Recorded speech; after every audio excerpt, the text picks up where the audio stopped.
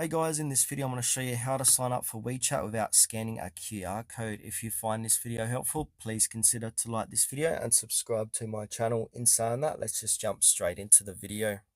Alright, so what we need to do is go ahead and download and install WeChat from your Google Play or App Store. So open it up, click on search, and then type in WeChat, and hit enter.